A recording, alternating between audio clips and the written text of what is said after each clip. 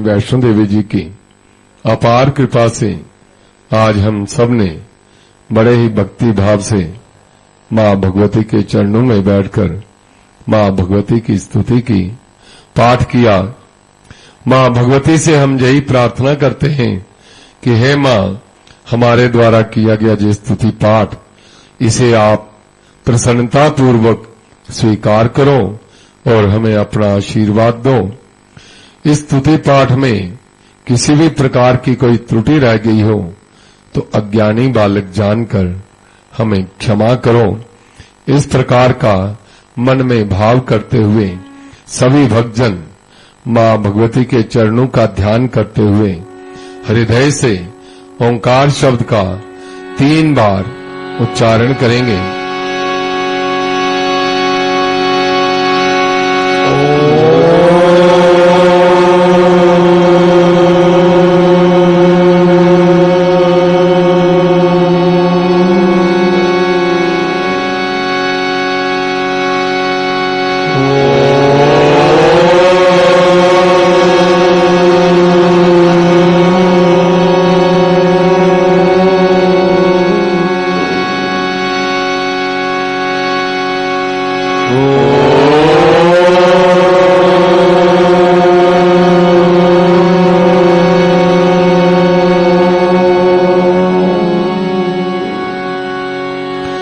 बोल सांचे दरबार की जय।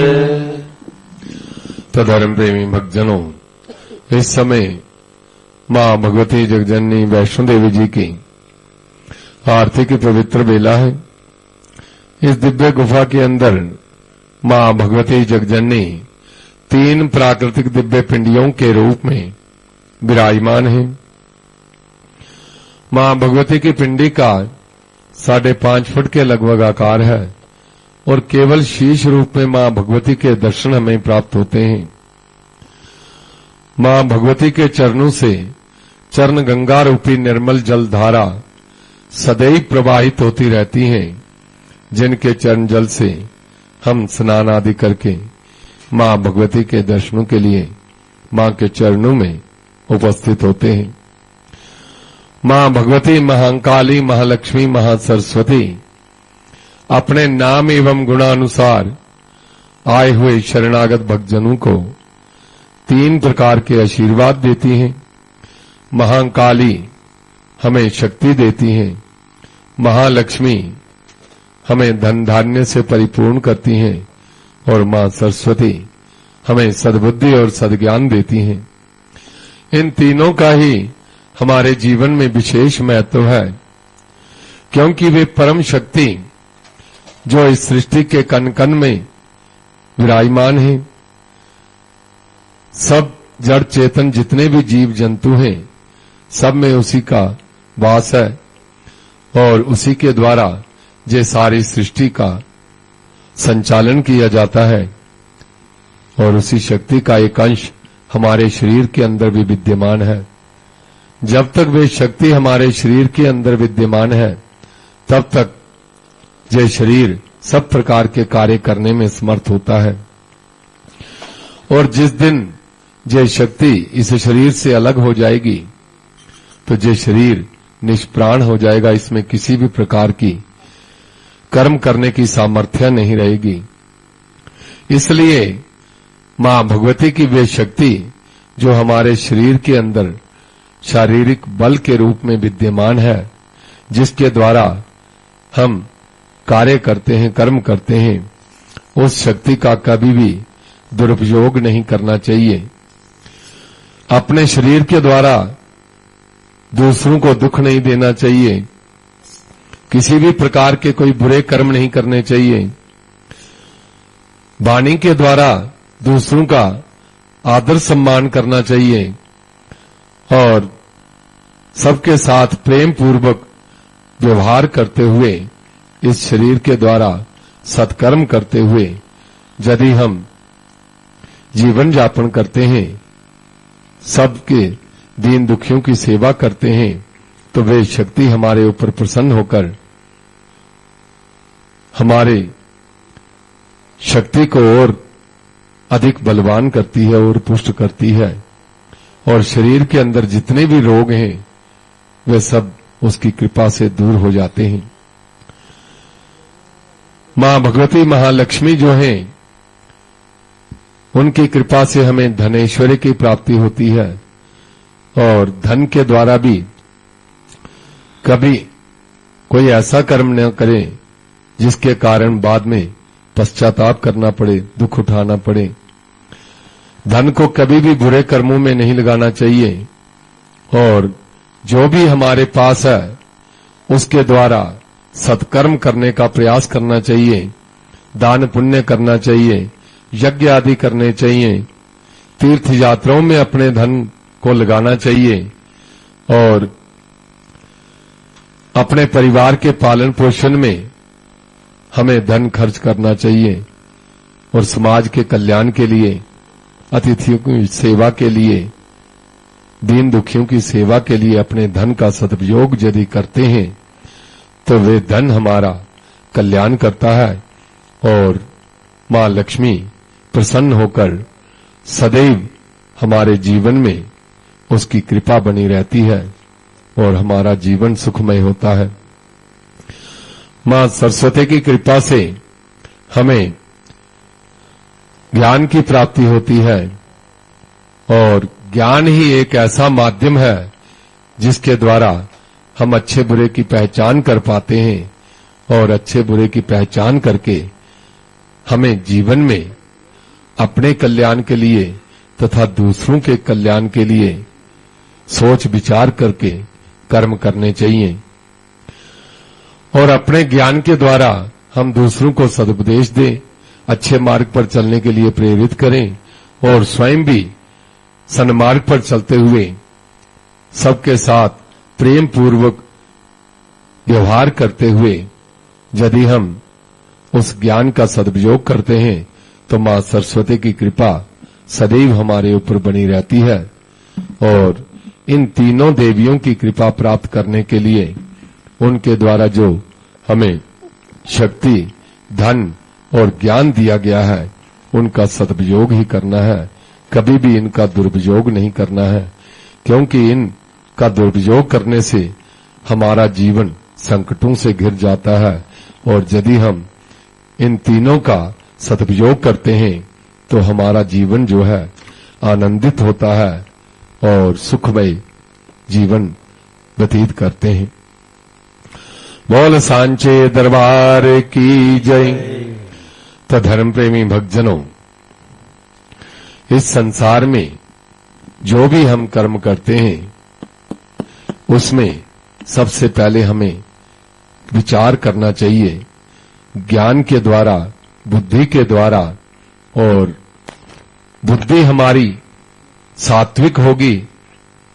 सद्बुद्धि होगी तो वे हमें सन्मार्ग पर चलने के लिए प्रेरित करेगी और यदि बुद्धि हमारी मंद बुद्धि होगी, दुष्टों का संग करेंगे तो उसके साथ हमारी बुद्धि भी वैसे ही बनेगी और उस समय उसके द्वारा जो कर्म किया जाता है उसका फल जो है दुख के रूप में भोगना पड़ता है। तो इसलिए हमें जितना भी हो सके ज्ञान प्राप्त करना चाहिए, जहां से भी हमें अच्छा ज्ञान मिले उसको संग्रह करना चाहिए जीवन में, क्योंकि हम जितनी भी विद्याएं ग्रहण करते हैं, किसी भी विषय में हम पढ़ते हैं और ज्ञान प्राप्त करते हैं, परंतु हमारी विद्या कैसी हो, हमारा ज्ञान कैसा हो, शास्त्रों में कहा है सा विद्या जा विमुक्ते, विद्या वही सफल होती है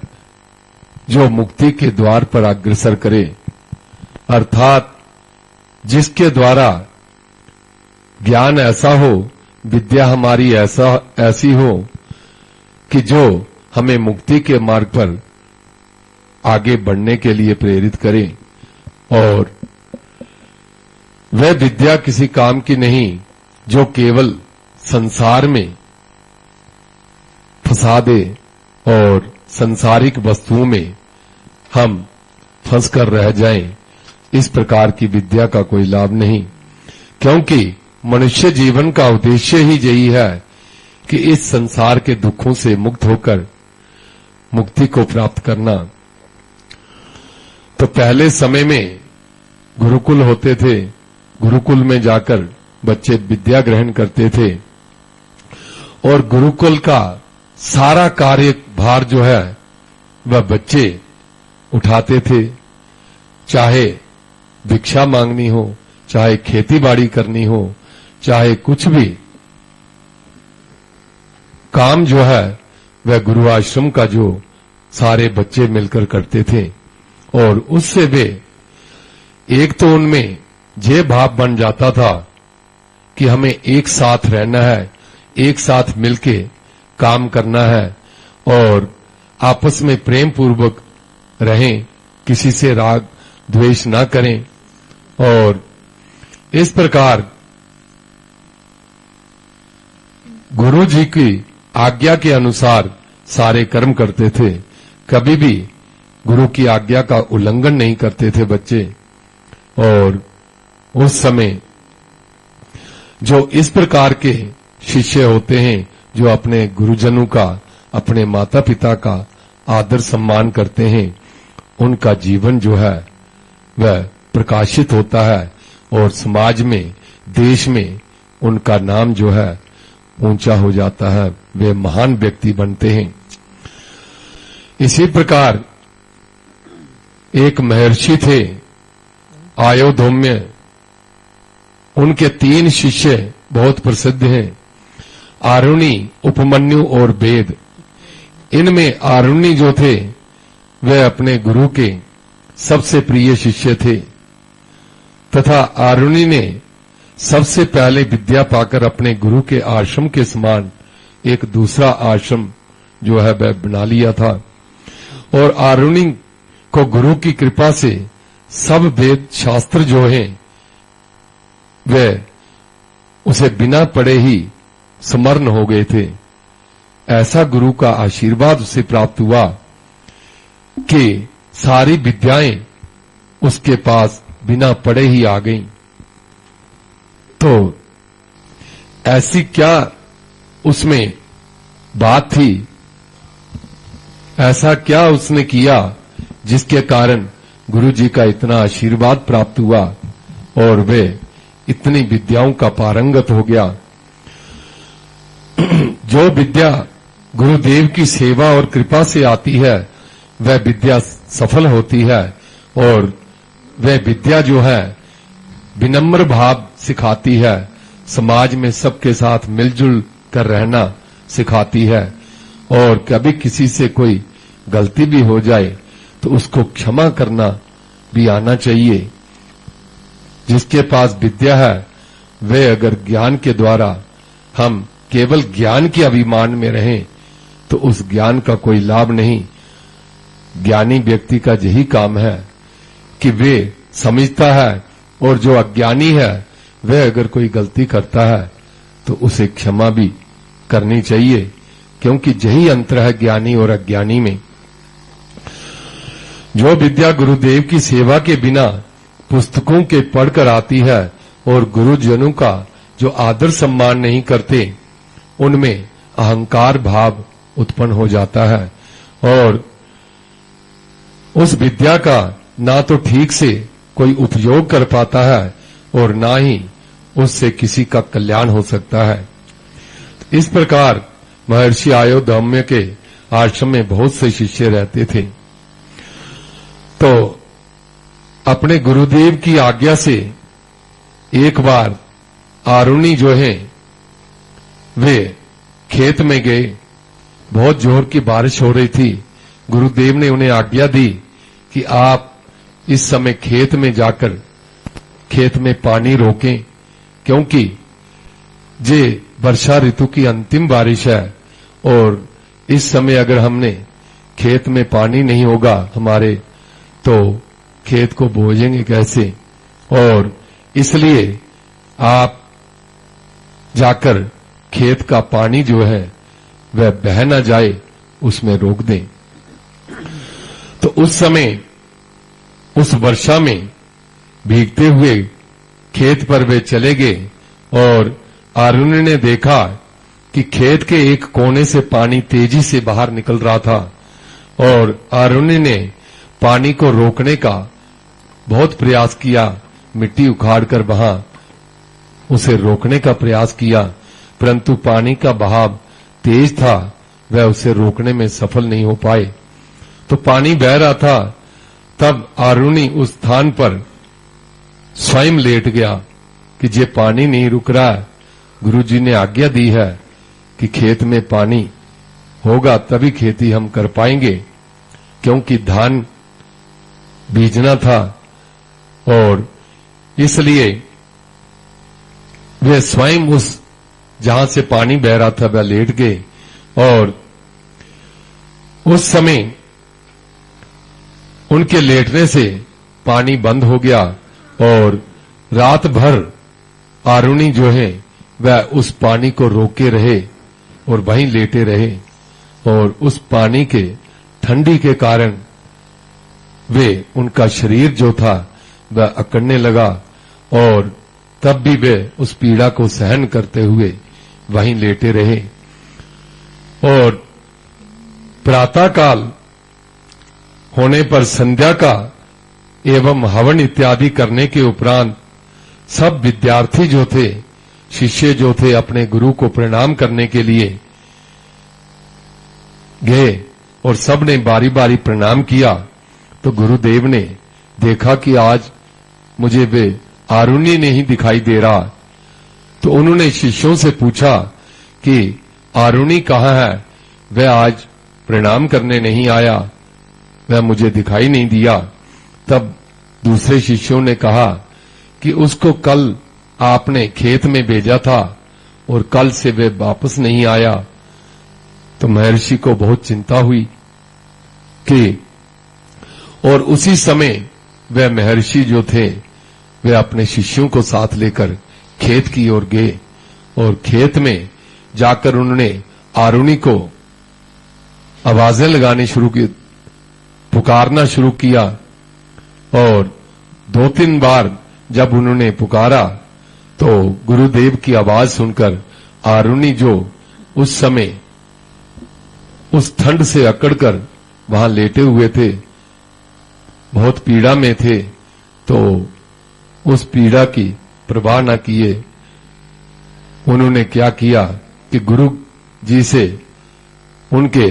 बात का उत्तर दिया कि मैं जहां हूं। तब गुरु जी उसके पास गए तो उन्होंने देखा कि वह वहां लेटा हुआ है। तब गुरु ने उसे उठा लिया और कहा कि आप जहां क्यों लेटे थे? तो उन्होंने कहा, गुरुदेव आपने कहा था कि खेत में पानी रोके रखना और मैंने बहुत प्रयास किया परंतु पानी किसी भी प्रकार से मुझसे रुका नहीं। तब मैंने सोचा कि पानी बह जाएगा और पानी बहने से खेती नहीं कर पाएंगे हम, और इसलिए मैं पानी को रोककर जहां लेट गया। और तब गुरु ने उन्हें आशीर्वाद दिया और प्रसन्न होकर उन्हें कहा कि हे आरुणि, मैं ये आशीर्वाद देता हूं कि जितनी भी विद्याएं हैं वे सारे तेरे को आ जाएं और तेरी बुद्धि में सब वेद शास्त्र इत्यादि तुझे स्मरण हो जाएं। तो गुरु के आशीर्वाद से उसे ये विद्या प्राप्त हुई और कहते हैं कि बिना पढ़े ही वे इतना विद्वान हो गया कि आरुणि जो है उसने